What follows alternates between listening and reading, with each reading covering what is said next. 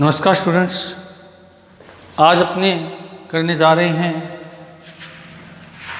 Zoology में जो अपनी डेवलपमेंट बायोलॉजी बुक है उसका लेक्चर नंबर 32वां लेक्चर करने जा रहे हैं, जो BSc second year, BSc BEd third year के लिए सिलेबस में है। देखिएगा स्टूडेंट, आज बहुत ही अपने इम्पोर्टेंट एक चीज़ है उसको करने जा रहे हैं, क्योंकि अपने जो प्रीवियस क्लास थी उसके अंदर देखा था कि स्पर्मेटोजेनेसिस क्या है। तो स्पर्मेटोजेनेसिस में दो घटनाएं अपने पढ़ी थी। पहली थी स्पर्मेटोजेनेसिस क्या है, इसमें दो घटनाएं पढ़ी थी। स्पर्मेटोसाइटोजेनेसिस पहली घटना थी, दूसरी थी स्पर्मियोजेनेसिस। स्पर्मियोजेनेसिस दूसरी घटना ये थी, अगर अपने को याद है इससे प्रीवियस क्लास में यही अपने पढ़ा था। तो स्पर्मेटोसाइटोजेनेसिस में क्या हुआ था, शुक्राणु जर्मिनल एपिथेलियम से स्पर्मेटिड का निर्माण हुआ था। इसका निर्माण हुआ था, स्पर्मेटिड का निर्माण। और दूसरी जो घटना थी स्पर्मियोजेनेसिस, इसमें क्या हुआ था, स्पर्मेटिड से स्पर्म का रूपांतर, या यूँ कह सकते हैं स्पर्मेटिड से स्पर्म का निर्माण कह सकते हैं, या इसको और साइंटिफिकली अगर हम बोले तो स्पर्मेटिड जो है वो स्पर्म में ट्रांसफॉर्म हुई थी, रूपांतरित हुई थी। पहली घटना के अंदर हमने देखा कि जो सेल डिवीजन जैसी घटनाएं हो रही थी, जिसमें समसूत्री अर्धसूत्री विभाजन हो रहा था, गुणन प्रावस्थाई, वर्धी प्रावस्थाई, परिपक्वन अवस्थाई। जबकि यहाँ पर क्या है कि किसी प्रकार का विभाजन नहीं होता। यहाँ पर क्या होता है कि स्पर्मियोजेनेसिस में क्या होता है कि स्पर्मेटिड जो होती है गोलाकार होती है, एचल होती है। इसके अंदर सारे के सारे कोशिकांग पाए जाते हैं, जैसे माइटोकॉन्ड्रिया, गोल्जिकाए, उसके अलावा कोशिका द्रव है, उसके अलावा डीएनए, आर सब एलिमेंट्स पाए जाते हैं इस स्पर्मेटिड सेल के अंदर। परंतु इस स्पर्मेटिड के अंदर ये क्षमता नहीं होती है कि वो जा करके अंड झिल्ली को गला दे या अंडे को गला करके उसके अंदर प्रवेश कर जाए या जाइगोट का निर्माण कर दे, ऐसी क्षमता नहीं होती है। तो वो क्षमता किस में पाई जाती है, स्पर्म के अंदर पाई जाती है। और स्पर्म जो है वो फिर क्या है, आगे जा करके अंडे की अंड झिल्ली को गला करके उसके अंदर प्रवेश करता है। तो इसका मतलब ये हुआ कि स्पर्मेटिड जो है उससे अपना काम नहीं चलेगा। अपने को क्या चाहिए, अंत में स्पर्म चाहिए, और स्पर्मेटिड का स्पर्म में ट्रांसफॉर्मेशन होना, रूपांतरण होना स्पर्मियोजेनेसिस कहलाता है। आज अपने जो पढ़ने जा रहे हैं, अब चूंकि मैं स्पर्मेटोसाइटोजेनेसिस को पूरा डिटेल में पढ़ा चुका हूँ, इसको अपने यहाँ डिस्कस नहीं करेंगे। अपनी जो बात चल रही है स्पर्मियोजेनेसिस में चलेगी, या इसकी बात अपने करेंगे। इसको हम हिंदी में बोलते हैं शुक्राणुजनन। क्या कहते हैं इसको, शुक्राणुजनन। शुक्राणुजनन की परिभाषा मैंने बताई थी, स्पर्मेटिक एचल गोलाकार स्पर्मेटिड का लंबी बेलनाकार पूंछ युक्त संरचना शुक्राणु में कायांतरित होना ही स्पर्मियोजेनेसिस है। तो ये तो होगी इसकी डेफिनेशन। अब अपने को ये देखना है कि स्पर्मेटिड के पास सब चीज़ें हैं, सारे कोशिकांग हैं, संरचना है, परंतु उस शुक्राणु में किस प्रकार से ट्रांसफॉर्म होती है, यानी किस प्रकार से वो चेंज होती है, वो आज अपने इसकी बात करेंगे। तो इसके लिए एक स्पर्मेटिड सेल के अंदर क्या क्या परिवर्तन होते हैं वो अपने अब देखने जा रहे हैं। तो देखिएगा, सबसे पहले अगर हम बात करें स्पर्मियोजेनेसिस में क्या क्या घटनाएं होती है, पहला जो है घटना घटती है वो घटती है इसके फॉर्मेशन ऑफ हेड। क्या है, फॉर्मेशन ऑफ हेड, यानी शुक्राणु के सिर का निर्माण होना। इसके अंदर अपनी दो चीज़ है, पहला है न्यूक्लियस और दूसरा है एक्रोसोम फॉर्मेशन। दूसरी जो घटना है फॉर्मेशन ऑफ नेक। तीसरी जो घटना है उसमें है फॉर्मेशन ऑफ मिडल पार्ट, यानी मध्य भाग का निर्माण होना। किसका, formation of middle part,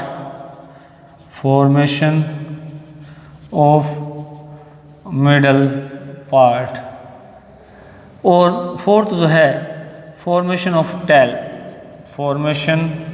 of tail, यानी कि हिंदी में अगर बोले तो सबसे पहले शीर्ष का निर्माण, शीर्ष का निर्माण।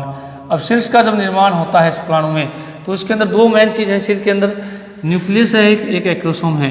तो न्यूक्लियस और एक्रोसोम दोनों का बहुत इंपॉर्टेंट योगदान है, क्योंकि मैं आपको बता देता हूँ जो शुक्राणु होता है उस, मैं पहले थोड़ा सा इसके आपको एक आउटलाइन समझा देता हूँ, उसके बाद में अपने पूरे प्रोसेस के ऊपर डायग्रामेटिकली आएंगे।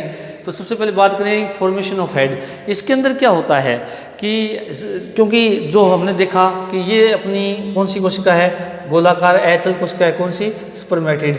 अब स्पर्मेटिड जो है वो क्या हो रही है कि लंबी बेलनाकार पूंछ युक्त संरचना शुक्राणु में इस प्रकार चेंज होती है, यानी ये संरचना बनेगी। तो इसके अंदर हेड भी है, नेक भी है, मिडिल पार्ट भी है और टेल भी है।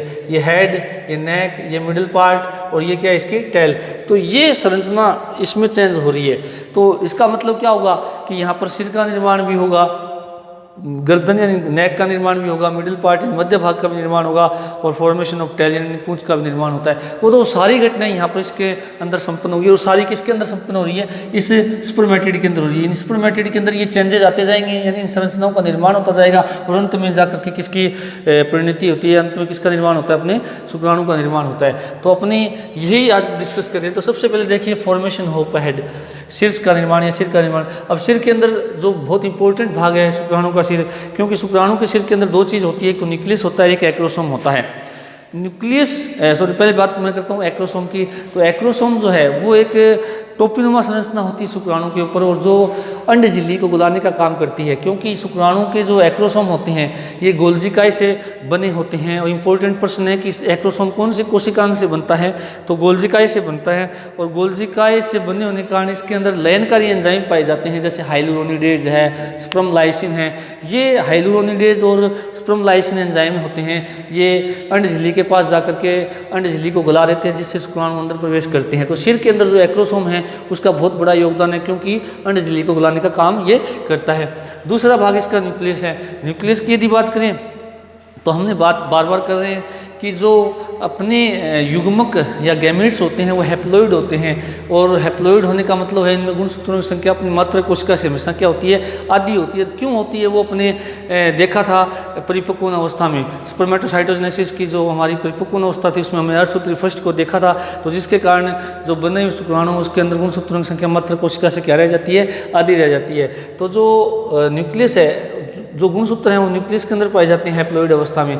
और जब निषेचन की क्रिया होती है तो शुक्राणु का जो न्यूक्लियस है वो ही अंडाणु के न्यूक्लियस से संयुग्मित होता है या मिलता है, तो जिसके कारण 2n जाइगोट का निर्माण होता है। तो न्यूक्लियस के अंदर क्या पाया जाता है, एगोनिक पदार्थ या एगोनिक आनुवंशिक पदार्थ पाया जाता है। तो इसका मतलब सिर भाग जो है इसका बहुत बड़ा योगदान है किसके लिए, अंड झिल्ली को गलाने के लिए, और साथ में जो एगोनिक अपना मटेरियल है, आनुवंशिक मटेरियल, उसको अंडे को देने के लिए। दूसरा है फॉर्मेशन ऑफ नेक। अब फॉर्मेशन ऑफ नेक जो है इसका भी बहुत बड़ा योगदान है कि फॉर्मेशन ऑफ नेक जो है छोटा सा भाग होता है जो सिर के क्या होता है, पीछे की ओर होता है। और इसके अंदर क्या होता है कि सेंट्रोसोम पाया जाता है। सेंट्रोसोम आगे जाकर के दो सेंट्रियोल में बन जाता है। दोनों सेंट्रियोल क्या होते हैं, शुक्राणु के न्यूक्लियस के पास जाकर के जहाँ पर व्यवस्थित होते हैं वो भाग नेक कहलाता है। और उसमें से दोनों जो सेंट्रियोल है वो एक दूसरे के समकोण पर 90 डिग्री पर स्थित होते हैं। उनमें से एक न्यूक्लियस के नज़दीक होता है जिसको प्रोक्सिमल यानी समीपस्थ तारक केंद्र कहते हैं, और जो दूसरा होता है उसको दूरस्थ तारक केंद्र कहते हैं। समीपस्थ तारक केंद्र जो होता है वो आगे निषेचन के बाद में जो विदलन है वो प्रारंभ करता है, क्लीवेज प्रारंभ करता है अंडे के अंदर। इसका मतलब ये हुआ कि जब शुक्राणु अंडे के अंदर घुसता है तो उस समय समीपस्थ तारक के अंदर भी अंडे के अंदर घुस जाता है, जो कि आगे जाकर के अंडे में विदलन को प्रारंभ करता है। उसके अलावा जो दूरस्थ तारक केंद्र है वो काम क्या करता है, जो अपने मिडिल पार्ट और जो टेल है उसके एक्सियल फिलामेंट का निर्माण करता है, अक्षीय तंतु का निर्माण करता है। तो नेक जो है छोटा सा भाग है, इसके अंदर क्या पाया जाता है, तारक के अंदर पाया जाता है। तीसरा भाग है मिडिल पार्ट। मिडिल पार्ट की यदि बात करें तो ये भी अपने आप में एक बहुत इंपॉर्टेंट पार्ट है शुक्राणु या स्पर्म का। क्यों? क्योंकि मिडिल पार्ट के अंदर एक तो इसके माइटोकॉन्ड्रिया पाए जाते हैं। माइटोकॉन्ड्रिया जो होते हैं वो शुक्राणु को गति प्रदान करते हैं, और माइटोकॉन्ड्रिया एक्सियल फिलामेंट के चारों ओर गुंथी अवस्था में पाए जाते हैं। जिस प्रकार से चोटी गुंथी होती है उस प्रकार से गुंथी अवस्था में होते हैं। कौन? माइटोकॉन्ड्रिया मिडिल पार्ट के अंदर। और साथ में क्या होता है कि माइटोकॉन्ड्रिया की ये व्यवस्था जो गुंथी हुई होती है इसको कहा जाता है निवेदकरण। इस व्यवस्था को क्या कहा जाता है? निवेदकरण।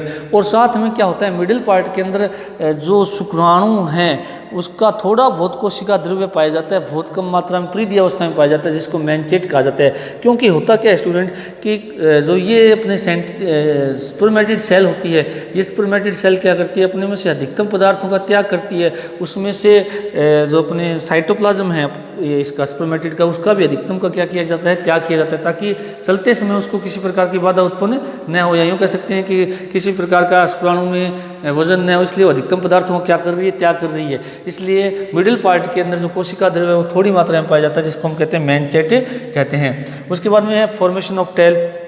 अब मैं आपको बता देता हूँ कि जो टेल फॉर्मेशन है ये दूरस्थ तारक काय के द्वारा ही होती है। दूरस्थ तारक काय के अंदर क्या होता है, एक एक्सियल फिलामेंट होता है, वो एक्सियल फिलामेंट दूरस्थ तारक काय के द्वारा एक्सियल फिलामेंट बनता है। वो एक्सियल फिलामेंट क्या करता है, आगे जाकर के टेल का निर्माण करता है। टेल दो भागों में बनती होती है, मेन पीस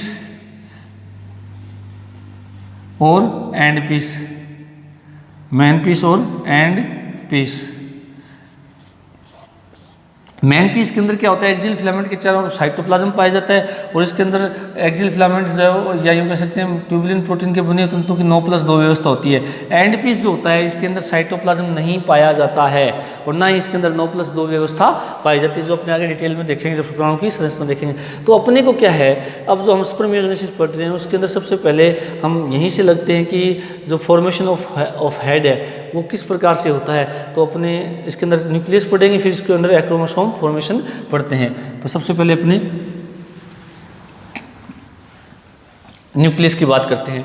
तो न्यूक्लियस आपको पता है कि जो इसका स्पर्मेटिड सेल का जो न्यूक्लियस होता है इसके अंदर क्या होता है, डीएनए होता है, साथ में क्या होता है, आरएनए होता है। तो न्यूक्लियस क्या करता है, इसमें से आरएनए को बाहर निकाल देता है, क्योंकि अभी आरएनए का यहाँ कोई कार्य नहीं है, और डीएनए जो है वो इसमें केवल पाया जाता है। साथ में केंद्रक में से अधिकतर जो पदार्थ है उनका भी क्या कर दिया जाता है, त्याग कर दिया जाता है, जैसे केंद्रक द्रव वगैरह का उनका त्याग कर दिया जाता है। और जो ये न्यूक्लियस है इसका आकार क्या हो जाता है, थोड़ा सा बड़ा हो जाता है। तो न्यूक्लियस के अंदर केवल इतने ही चेंजेस होते हैं कब, जब स्पर्मेटिड से स्पर्म का फॉर्मेशन होता है। अब मेन जो चेंज आते हैं वो किसके अंदर आते हैं, acrosome formation.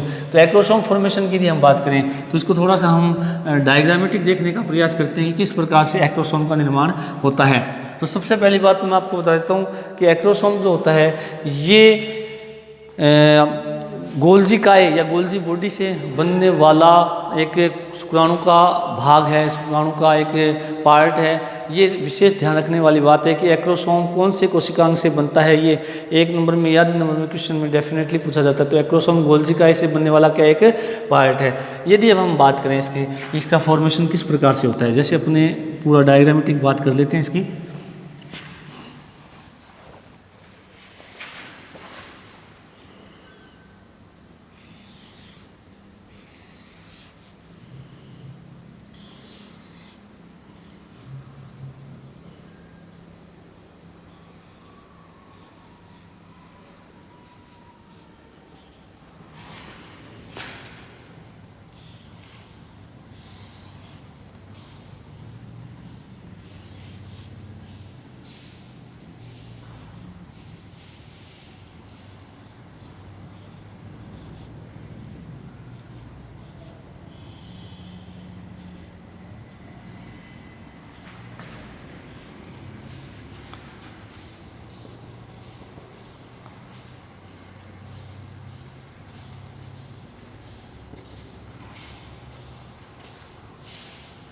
Golgi body system.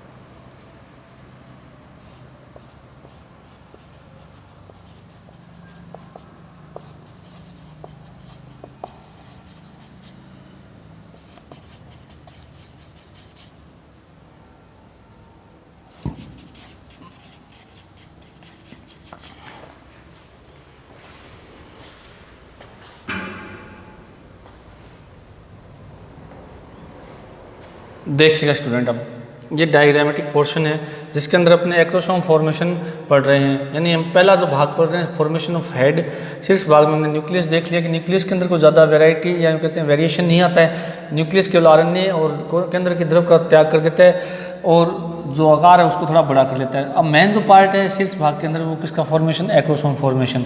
अब देखिएगा कि सबसे पहले हम बात करते हैं कि एक्रोसोम की बात करें तो ये अपनी कौन सी सेल है, स्पर्मेटिड सेल। कौन सी सेल है, स्पर्मेटिड सेल। तो स्पर्मेटिड सेल के अंदर आपको पता है साइटोप्लाज्म भरा होता है, गोलाकार होती है, इसके अंदर न्यूक्लियस होता है और ये क्या होती है इसकी गोल्जी बॉडी। गोल्जी बॉडी में आपको पता है कि गोल्जी बॉडी वेजाइकल्स होती है, गोल्जी बॉडी सिस्टर्नी होती है और ट्यूब्यूल्स भी होती हैं। तो गोल्जी बॉडी सिस्टर्नी क्या होती है, एक जगह इकट्ठा होना शुरू हो जाती है।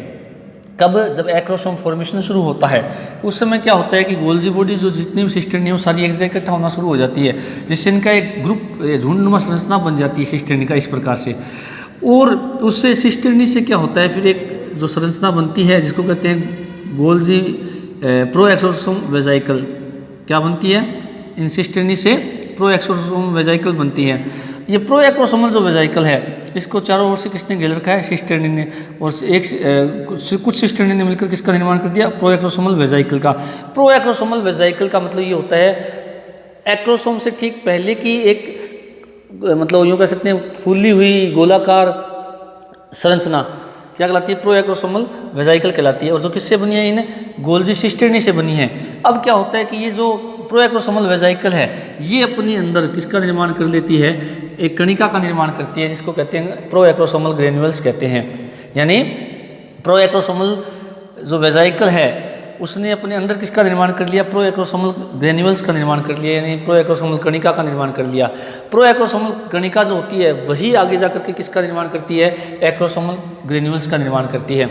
अब ये एक्रोसोमल ग्रेन्यूल्स क्या करती है, किसी एक और जाकर के न्यूक्लियस के अंदर थोड़ा सा धंस जाती है, धंस गई ये देख सकते हैं। और ये एक्रोसोमल कणिका धंस गई, धंसने के बाद में क्या होती है, इसका आकार भी थोड़ा सा क्या हो जाता है, बड़ा हो जाता है। आकार भी क्या हो जाता है, थोड़ा सा बड़ा हो जाता है इस प्रकार से। यूँ इसको हम थोड़ा दिखा सकते हैं, आकार भी क्या हो गया, बड़ा हो गया। अब बड़ा होने के बाद में क्या होता है कि एक्रोसोम वेजाइकल में जो भरा हुआ जल है वो त्याग दिया जाता है और एक्रोसोमल जो वेजाइकल हैं कुछ एक जो हैं वो क्या करती हैं कि इस एक्रोसोमल ग्रेन्यूल्स को क्या करती है, जिसका आकार भी बड़ा हो चुका है और जिसको क्या करती है थोड़ा सा घेर लेती है न्यूक्लियस के इस प्रकार से। यानी ये एक्रोसोमल वेजाइकल कहीं धंस गए न्यूक्लियस के एक और, तो न्यूक्लियस और एक्रोसोमल जो ग्रेन्यूल्स है उसको इस वेजाइकल ने घेर लिया और घेरते समय क्या होता है, इसमें से जल है उसका त्याग कर दिया जाता है जिससे एक टोपीनुमा संरचना बन जाती है। इस प्रकार की टोपीनुमा जो संरचना बनी है इसी को हम क्या कहते हैं, एक्रोसोम कहते हैं। इसको क्या कहते हैं, एक्रोसोम कहते हैं। अब देखिएगा दो छोटे छोटे नाम हो रहे हैं, एक्रोब्लास्ट और गोल्जी रेस्ट। एक्रोब्लास्ट क्या होता है कि गोल्जी बॉडी का वह भाग जो एक्रोसोम निर्माण में भाग लेता है, क्या चीज़ है, गोल्जी बॉडी का वह भाग, बॉडी का भाग जो एक्रोसोम निर्माण में भाग लेता है, निर्माण में भाग लेता है, उसको क्या कहते हैं, एक्रोब्लास्ट कहते हैं। और गोल्जी बॉडी का वह भाग जो एक्रोसोम निर्माण में नहीं भाग लेता है, गोल्जी बॉडी का वह भाग जो एक्रोसोम निर्माण में भाग नहीं लेता है, एक्रोसोम निर्माण में भाग नहीं लेता है, उसको क्या कहते हैं, गोल्जी रेस्ट कहते हैं। तो देखिएगा स्टूडेंट, इस प्रकार से ये किसका निर्माण हो गया, एक्रोसोम का निर्माण हो गया। और एक्रोसोम का निर्माण जिस ओर होता है, केंद्र के जिस ओर होता है उधर की ओर ही शुक्राणु का शीर्ष बनता है, यानी हेड भाग, या कहते हैं शुक्राणु का जो एकदम पिन पॉइंट है या टिप पॉइंट है वो बनता है, किधर की ओर, जिधर एक्रोसोम बनता है। तो इस प्रकार से इसके अंदर एक्रोसोम का निर्माण होता है। एक बार लास्ट बार देख लीजिए, आउटलाइन में बताता हूँ। सबसे पहले जो ये सारी स्पर्मेटिड सेल्स के अंदर हमने क्या एक्रोसोम का फॉर्मेशन कर रहे हैं, किसके द्वारा होगा, गोल्जी बॉडी सिस्टर्नी के द्वारा होता है। गोल्जी बॉडी सिस्टर्नी इकट्ठा होती है, होकर के किसका निर्माण करती है, प्रो एक्रोसोमल वेजाइकल का निर्माण करती है। प्रो एक्रोसोमल जो वेजाइकल सिस्टर्नी के द्वारा ही बनी होती है, ये क्या करती है, अपने अंदर एक छोटी सी कणिका का निर्माण करती है जिसको कहते हैं प्रो एक्रोसोमल ग्रेन्यूल्स कहते हैं। प्रो एक्रोसोमल ग्रेन्यूल्स ही किसकी पूर्ववर्ती होती है, एक्रोसोमल ग्रेन्यूल की पूर्ववर्ती होती है या एक्रोसोम की पूर्ववर्ती होती है, ये कह सकते हैं। अब क्या होगा, कि एक्रोसोमल जो प्रो एक्रोसोमल ग्रेन्यूल्स है ये अपना आकार बड़ा कर लेती है, और आकार बड़ा करने के बाद में न्यूक्लियस के किसी एक और जाकर के धंस जाती है, तो आकार भी बड़ा हो गया, धंस भी गई। और साथ में क्या होता है कि जो गोल्जी बॉडी की सिस्टर्नी थी वो उस या जो वेजाइकल थी, सॉरी गोल्जी बॉडी की जो वेजाइकल थी वो वेजाइकल क्या करती है, अपने में से जल का त्याग करके और एक टोपीनुमा संरचना के रूप में एक्रोसोमल ग्रेन्यूल्स को और इस न्यूक्लियस को तो घेर लेती है, हल्का सा घेर लेती है। घेरने से यहाँ टोपीनुमा संरचना बन जाती है। इस टोपीनुमा संरचना को हम क्या कहते हैं, एक्रोसोम कहते हैं। और एक्रोसोम बनने के बाद में अब देखिएगा जितनी गोल्जी बॉडी की जो सिस्टर्नी और वेजाइकल इकट्ठी हुई थी उन्हें सब ने इसमें एक्रोसोम निर्माण में भाग नहीं लिया है, बल्कि कुछ ही भाग लेती है। तो जो भाग लेती है उनको एक्रोब्लास्ट कहते हैं, और जो भाग नहीं लेती है उनको गोल्जी रेस्ट कहते हैं।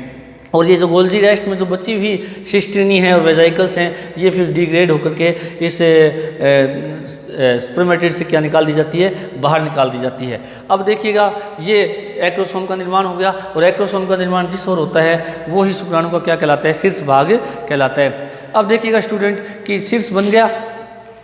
अब एक्रोसोम का कार्य क्या है ये मैं आपको बता देता हूँ कि एक्रोसोम बहुत इंपॉर्टेंट कार्य है, क्योंकि हमने बात की थी कि एक्रोसोम वह शुक्राणु का भाग होता है जो आगे जाकर के अंड झिल्ली को गलाने का काम करता है। तो इसके लिए इसके पास क्या होते हैं, क्योंकि ये अपने गोल्जी बॉडी से बना है, तो गोल्जी बॉडी से जब बनता है तो इसके पास कुछ लयनकारी एंजाइम होते हैं। लयनकारी एंजाइम जो होते हैं जिसमें अपने हाइलुरोनिडेज है, स्पर्म लाइसिन है। तो हाइलुरोनिडेज जो है ये अंडे की झिल्ली के अंदर पाए जाने वाले हाइलुरोनिक अम्ल को अपघटित कर देता है। स्पर्म लाइसिन इसमें सहायता करता है, जिसके द्वारा अंड झिल्ली में क्या छेद बन जाता है, और शुक्राणु का जो शीर्ष भाग है और मध्य भाग है वो अंदर प्रवेश कर जाते हैं, और पूंछ कहाँ रह जाती है, बाहर रह जाती है। इसलिए ये एक्रोसोम का सबसे बड़ा इसमें योगदान है। तो इस प्रकार स्टूडेंट्स ये फॉर्मेशन ऑफ अपना क्या है, एक्रोसोम है। ये क्या हो गया अपना formation of acrosome in spermatid, तो ये अपने आज जो टॉपिक देखा है ये एक्रोसोम का निर्माण किस प्रकार से होता है ये अपने इसमें देख लिए। अब जो स्टूडेंट अपना नेक्स्ट रहेगा नेक फॉर्मेशन, जो अपने नेक्स्ट क्लास में करेंगे। Thank you.